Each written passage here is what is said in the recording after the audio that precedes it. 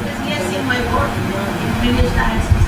But also And he I says, study we want to go back to teaching. I say, well, yes and no, but I say I prefer no. and in the midst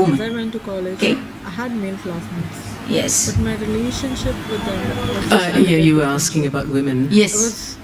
So never just to attracted reply to that them, question or never about why developed women any would feelings. prefer to be called gay. Because growing up, It was a term I that was always used intrigued in by the West questions for anyone who related was to different. life, God, So you didn't use the and word So homosexual. I Oh, you're decided gay. that I would And it was a pursue term my about, studies. being light and When I went to the happy seminary, and I gay. had this So expectation women that I now would get prefer answers that to as all a my term. questions. Some women, not all. Only And later please did I understand that the realize LGBT what plus theology community is truly not did a was cohesive that group. it taught me They're very they're very different. They have their own ways of looking at things. You know, the men see it one way, the women see it another way, the trans see it another way. So there's always this contestation going on. Nothing is fixed. And the problem is to understand how fluid those references are. Some women will absolutely call themselves lesbians, others will say women who love women, and some will say, no, I'm gay. You know, but these are all these labels that are there, which we have to try and navigate and understand. And I suppose, in a way, I'll give you an example. Okay, I'm a lay person. I'm just someone who used to go to church. You know, I love my faith, that was it. I never worked with priests or nuns. So I don't know these layers that you have on, you know, the novices, the postulants, the this, the that, you know, and then you've got the provinces and you've got this, you've got all of those categories and sections, which I can't figure out.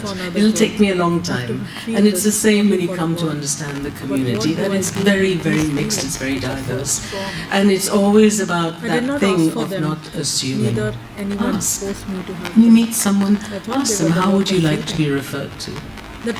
What's your preferred pronoun? Okay? Just, it's very simple. Ask those questions, don't assume, don't judge. But then one day I surrendered. Yeah. My struggle was Microphone? Here, Teresa, she asked as first. It was in wrestling. Yeah, we'll go there as well. She had been. The whole time Dr. that Ruby, I thank you thought for I was your fighting presentation. with Satan, Yes. It was actually It is God enlightening, wrestling with me enlightening and to learn see what it church means to also love.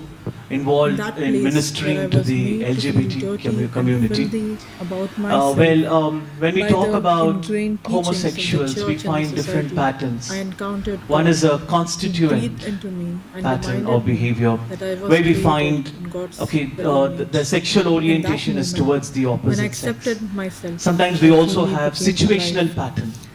Very Probably in recently, prisons I we spoke find, or to my maybe mother in and some my siblings about me seminaries being or gay. convents, They were very where that supportive. homosexual pattern, I do not it's think they situational. understand it They're completely. just in sexual But I outlet think when you at love that someone moment. truly, But you probably want they what will is be best for them. heterosexuals and they I return haven't spoken to to my father yet. being what they If are he later, reacts in when you any take other them way, out of that I will be situation. heartbroken. And But I thirdly, know we at a also certain find point of a my life, variational I would pattern surely to speak escape to him. boredom of looking for I variety. continue to do We my have different theological patterns. studies. Now, when we There are- talk about homosexual,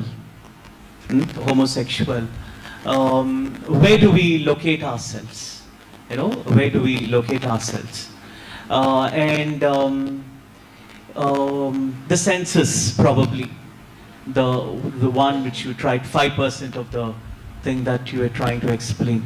So how do we differentiate, and how do we truly identify these are belonging to this constituent behavior and letting them be themselves, and also helping the others who have just been there for on a different note, and trying to help them identify how do you look at it, and which category which you would identify and go ahead to minister. Thank you. Shall I respond? Go. Yeah, the situational and variational, okay? This is, we call it as the queer people, okay? All of us are queer, remember that.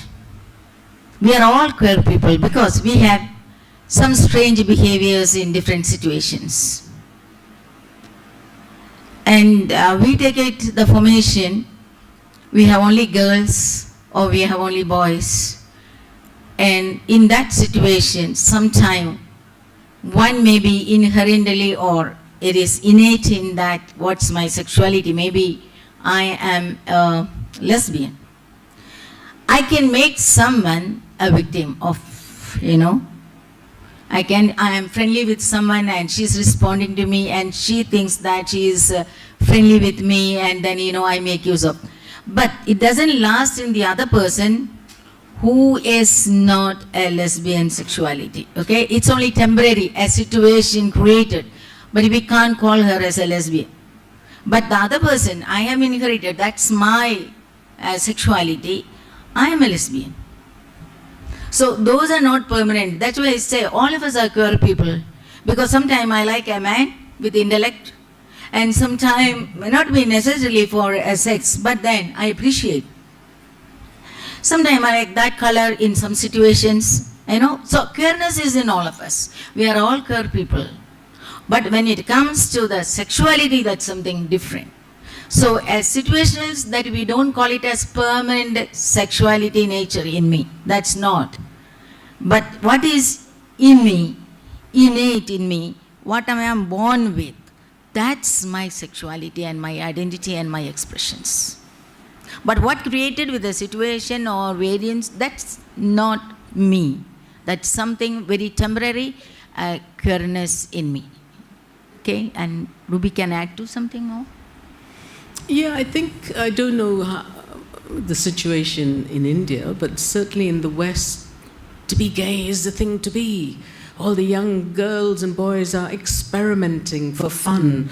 They love hanging out with the gay people, the pink pound rules, and they're all exciting things to do, clubbing, go for pride, all of those things. And then there's a kind of looseness that people feel, of comfort that, okay, I'm not being judged, I'm a woman and, that woman is really sweet and we're getting on, we're talking, I'm straight, but I think she's really attractive, so I'm going to kiss her. So there's that experimentation goes on in that situation where people are quite fluid, but then they kind of settle down into being a little bit, I wouldn't use the word mature, but more clear about who they are. And they, get married to a guy or settle down with a guy and have kids. And the opposite happens as well, where people are experimenting about their desires and their sexuality. I'm not saying they're being promiscuous. I'm just saying they're experimenting, trying to find out who they are.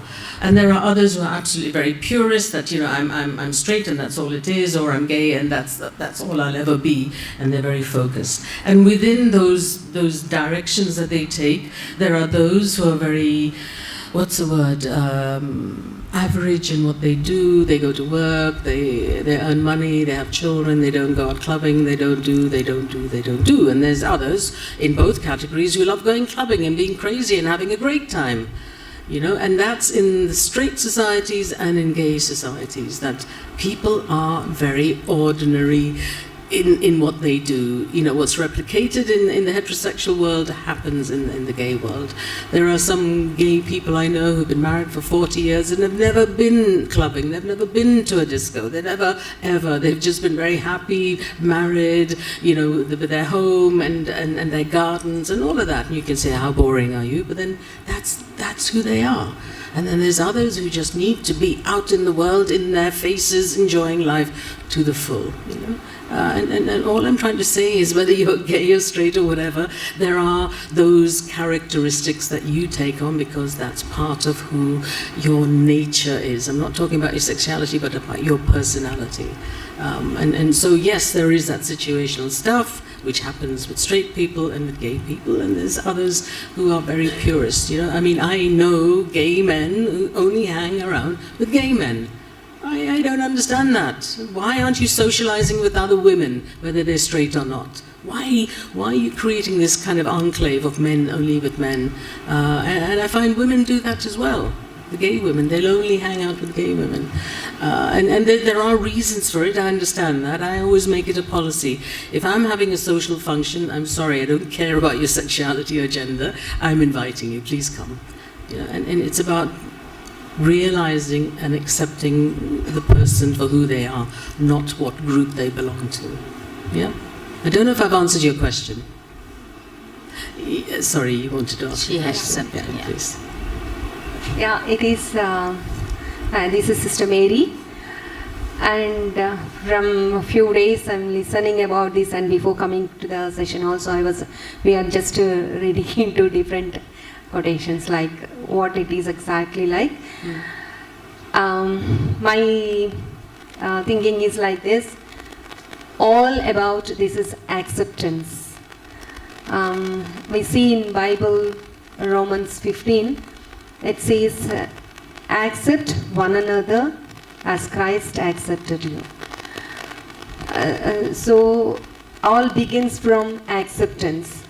If I accept you, there is no issues as such. If I accept each other, there is no issue. because we are unable to accept one another as they are, the issues rise up, and we land here speaking about. Because I realized this one,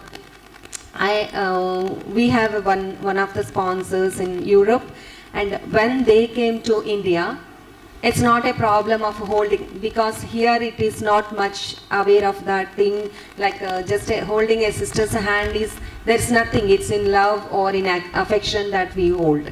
But it is the same way in 2010 when I was there, when it's the same person, when I hold, then she said, no, in public we should not hold.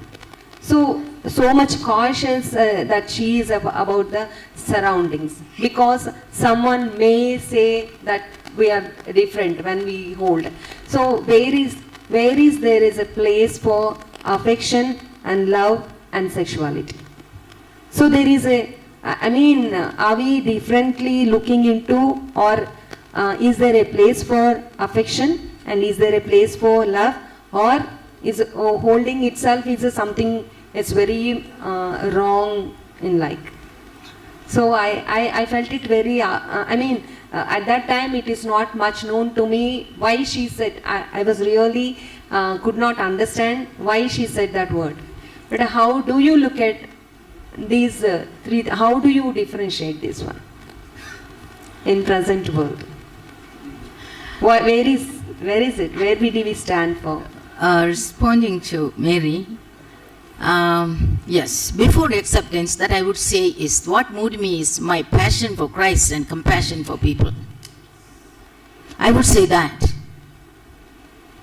Do we have that compassion for people? Do we have passion for Christ? Who am I following?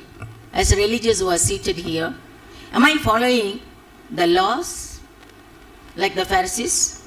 Or am I following the law of love as Christ Jesus lived?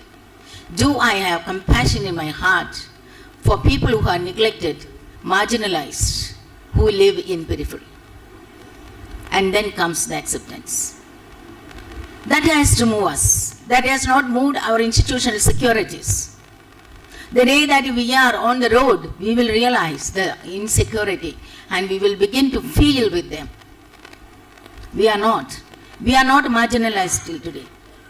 And coming back to Father's the formation, that we have some saints in our religious life. The saints are the women who cannot face men, who cannot love men. What category do they belong to? I have my own doubt. And we have some other saints among men who do not look at women. I don't know where they are. I am none to judge them. And then we have people who cannot love at all. Which category do they belong to? But they are saints in our religious life.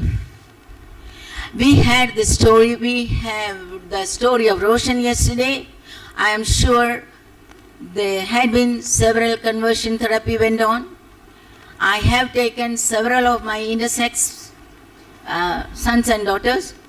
I have taken my sexual minority people to some of the priests who have done the clinical psychology. None of them have handled them well.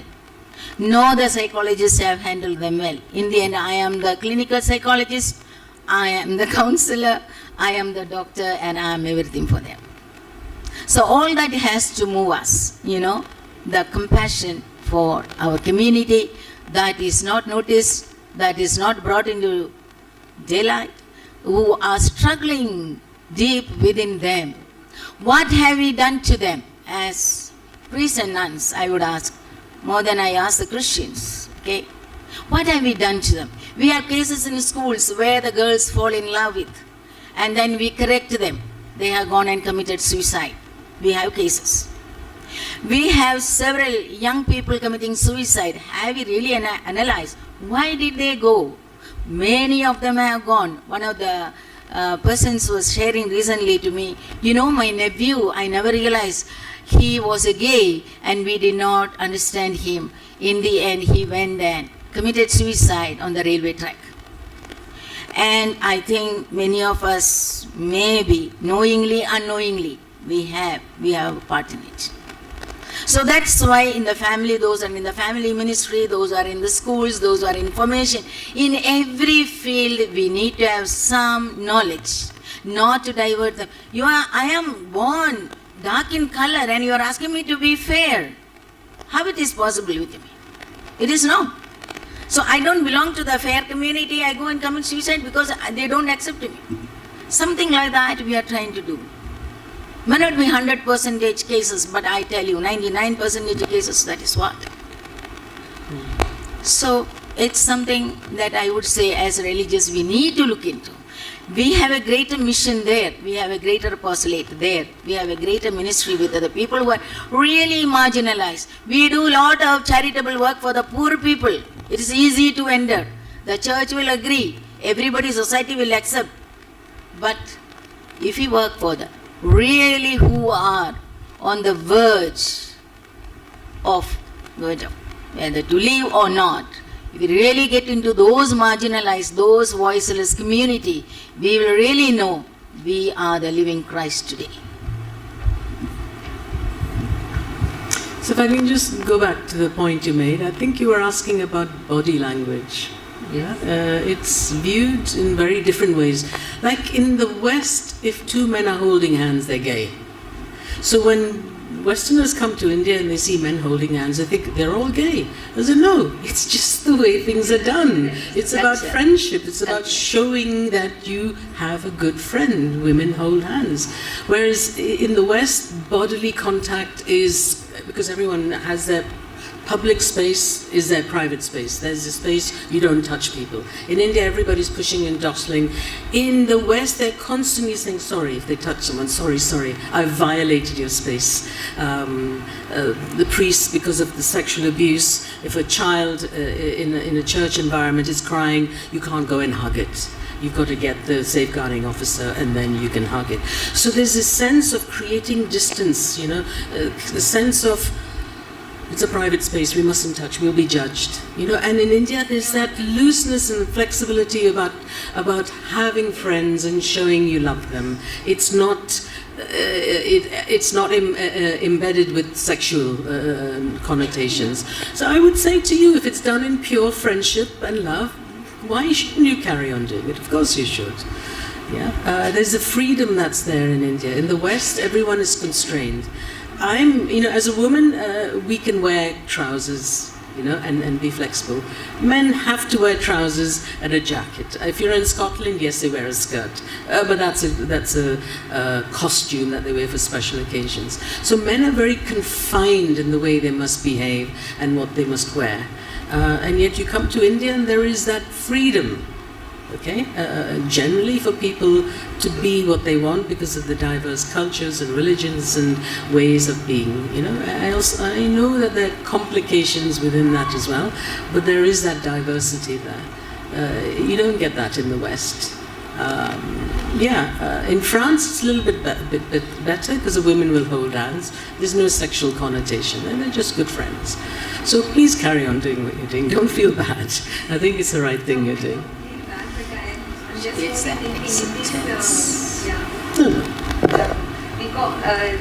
Because we are more getting educated, it's good, knowing things better, but we need to distinguish what is love and what is affection and what is sexuality. That's what. And it's not whether it cannot be mixed up together. It's always about the intention. What is the intention of what you're doing? If it's meant to be sexual and the other person is not reciprocating, doesn't want it, then that has to stop. But if it is, and it's different if it's in the world of lay people, if two people hold hands and it's just platonic, that's lovely. But then if one person has a sexual meaning behind that and the other person doesn't want it, there's a problem. But if both persons are happy with that, okay. But in a church context, it's slightly different. If both people want that desire of sexual connotation, then there's an issue there that has to be dealt with. I'm not going to say what and how it's resolved, but it needs to be addressed. But it's always about the intention of what you're doing, yeah? So, yes. Yes. I'd like to... I like to take you up on that last, that the cultures are different. You're speaking as if this is a switch on, switch off situation. We must accept them from tomorrow. Actually, the lay people or the public at large are programmed to look. So we need a way to change the situation in phases. I can just give you an example. Many years ago, Cardinal Almeida gave a press conference in Rome, and he spoke on the subject, and everyone was clapping in India. Our Cardinal said this. And when he gave the same press conference in India, the parishioners were saying, we are going to move our children out from the youth group and all that sort of stuff. So then when I spoke to him, he said, you need to prepare the people in India to make this shift. While we see that the shift in the US and West is a little more, in India it's a little slow. So my question to you is, how do we program people in phases to get used to this change? It cannot be overnight. That's my question. Yeah? How do we make that change happen? If I can just touch a little bit on what bishops say when they're in Rome. Now, Cardinal Gracious is one of the 9 advisors to the Pope, so he has a very powerful role to play. He also has a role to empower and impassion and inspire other bishops to follow through on what Pope Francis is trying to do. Now, when you come to Rome, all the bishops come to Rome, and I've not been, so I don't know, but except what I've read, is that there's a sense of collegiality, of coming together and sharing and deciding, yes, this is the right thing to do. And most bishops can go back to their homes, to their diocese, and try and enact some of those policies. There will be resistance, but they can enact it. But in other parts of the world, it's virtually impossible for them, for the aspirations they have, the promises they've made, the statements they've made in Rome, to actually, in even the slightest way, to enact that. And I'll give you an example in Uganda.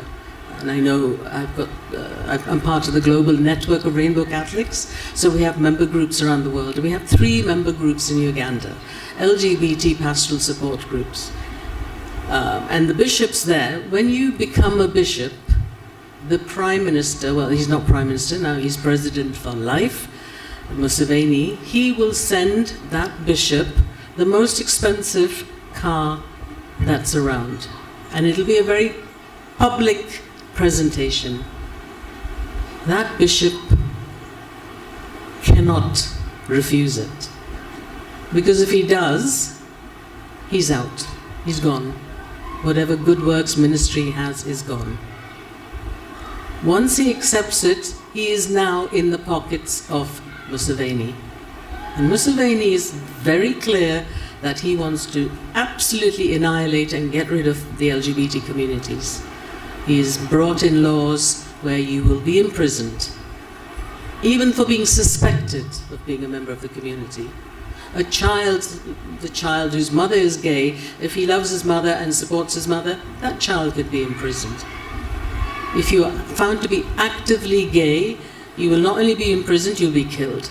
So it's become a very dangerous draconian law that has come in for the LGBT world. Now, any bishop, and there have been many bishops who have been working for the LGBT community, they are now withdrawing their mission for the LGBT community because their lives are in danger.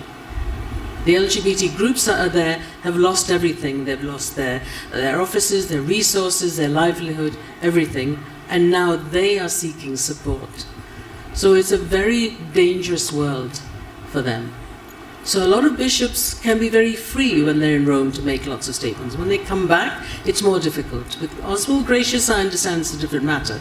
He has spoken out on several occasions in Mumbai in support of the community.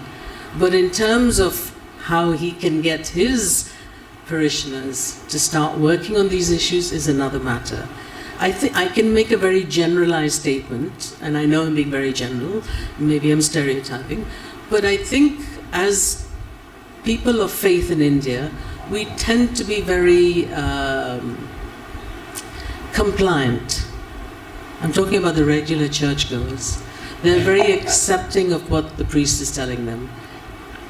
Maybe privately they're thinking something different, but they will not be critical of a priest. They will accept what he has to say. You agree or disagree? Okay. So there's a problem. You know, we elevate the priest to be a representative of Christ on earth. And so our job is not to challenge. Privately, we may be angry and say, what an idiot, but we haven't got the courage to stand up and say, no, this cannot be. Something has to change. So we are all obligated. I think I'll use the word obligated. We are obligated as individuals to speak our truths in public when we hear or see that something is wrong. We cannot, we should not walk away or turn away and then grumble. And I think the power that we have as a group, you know, in your parishes, come together, have conversations, and if you feel there are enough people who feel like you, then do a representation to your priest, to your bishop. Have those conversations. Don't let things slide by, because change will never happen otherwise. Yeah, Sister, I just want to object the statement that you made about the church and the activities of the church, institutionalization, whatever it is. Since the outsiders are involved here, I would like to make it clear. Church is in fact moving according to the signs and times in its own speed. And if there was no Catholic Church, I don't think today this many educational institutions, hospitals, pastoral ministries, and there are so many things. When we look at the Catholic Church, poverty may not be an issue today, but poverty is an issue when Catholic Church took it up. That much poverty, it was a big social problem. SC/ST communities were a social problem. Orphanages, street children's, old age homes, drug abusers. These are all major problems which were systematically institutionalized and addressed by the Catholic Church. So I don't think it is that today we are sitting in our own institutions and we are forgetting about the society or what is happening around the society. I won't agree with that, because Church is doing a number of things to address the social problems in the society in its own context, in its own speed. And today it may not be a problem to the people outsiders, but it was concern of the Catholic Church when the problem began. When it comes to these LGBTQ issues, surely Church will take its own stand, provided once it is understanding what is really happening with the things. And sisters and fathers, there are so many places we are working in this line. It doesn't mean the Church is again sitting without doing anything. Church is doing so many things, and I am proud that all of us are having institutions because of which we are able to give quality education and quality services to the people. And I won't agree on that we are institutionalized and we are happy with that, because Church is moving its own way according to the signs of times. Yeah. I have not disagreed or undermined the work the Church is doing. I am also part of the Church and I am doing it. If you want to know, I am involved in several other activities, what you mentioned, other than this. What I said is, this is. I know the struggle that I have gone in 2015 when I began. Even now I know how I am questioned by the Church. Okay? So all that we do is here something that we want to put it positively beyond. Okay? I have not undermined the Church activities at all. But what I say is, the institutional life, that is a reality, even in me. The security that I go through, I have not gone through what they are going there on the street. We have not gone through. I know that several people, they call me even at night at 1 o'clock. Sister, I want to commit suicide. Why? They are studying in good schools of ours. What has happened to us? It's good that we also analyze a bit, maybe 1 out of 1,000 is doing, but that soul is important for us. That life is important for us.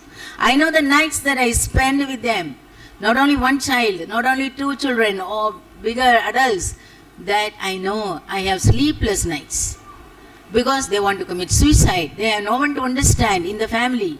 in the institutions, the workplace, they don't get a job and they want to finish their life.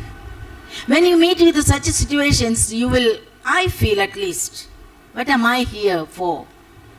Why did I give up all the wealth at home? Why did I give up all the comforts at home? For whom? For what? It may not touch all the 1,000 or 10,000 religious in India or 15,000 religious in India. It may not, but it may be 1 out of 1,000 may be touched by this. That's why everyone is not called for certain ministries. Okay? So I have not undermined the work of the institutional work of the church. No, never. Don't misunderstand me for that. And coming to the Ruby touched upon the hierarchy, the higher ups, how we can move them. That was his question. And I would say that the church to feel, okay, we need a movement here. How many of us are really convinced that we need to work for the marginalized? Marginalized in the sense, again, I put in within inverted commas, the particular community. Until and unless the people in the church, who is this church? It's not only the bishops and cardinals and Pope. No. Pope is opening a big door for us. But we, individuals, should feel, and from the grassroots level, it should be a movement. And then the church authorities will look at it. But that is a very slow process in us. Okay. So we have just a few minutes left. But hang on a minute. I just want to ask, how many people from the community are here? We need to hear your voices. Please, can we have some questions from the community?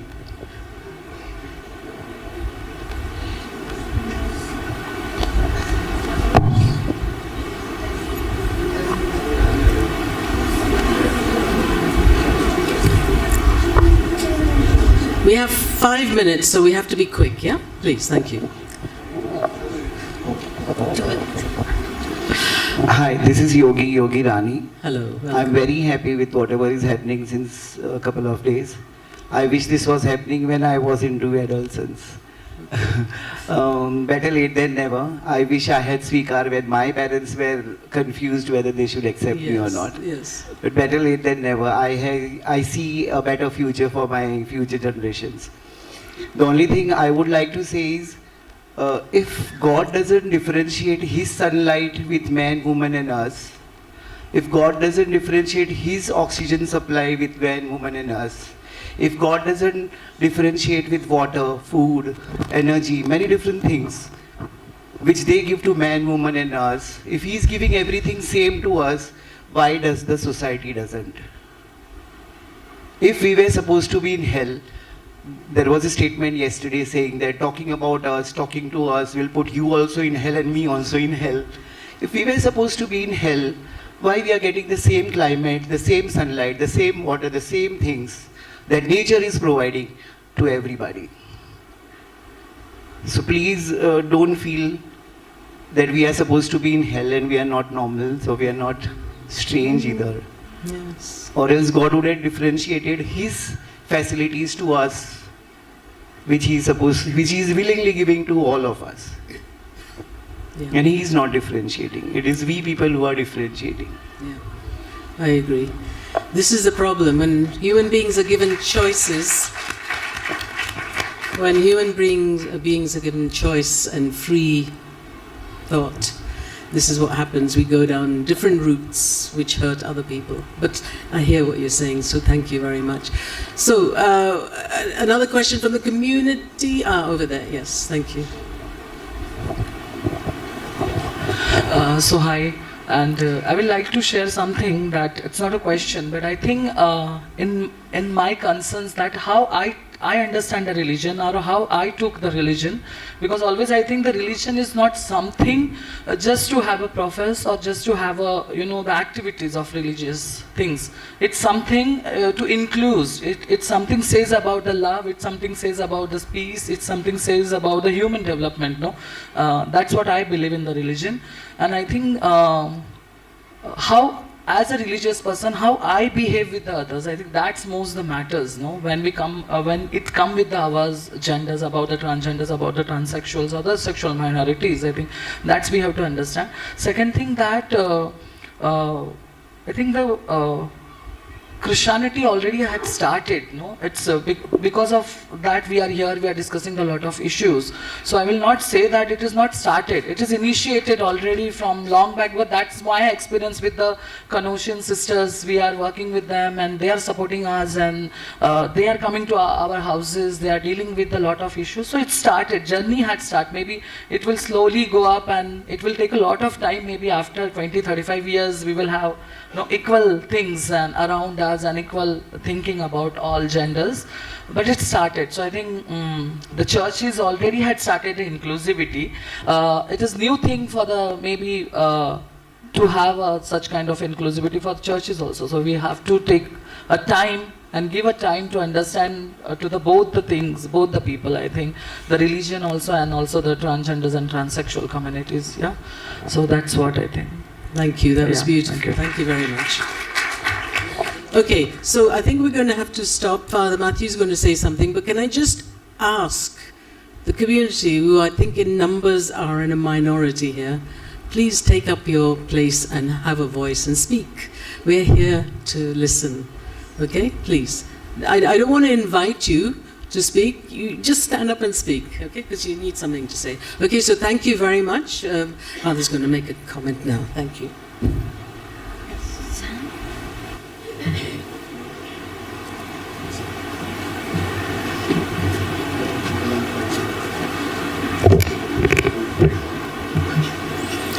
Thank you, Ms. Ruby Almeida and Sister Prema Chowallur.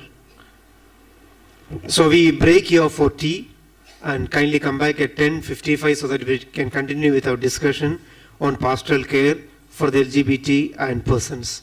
So thank you.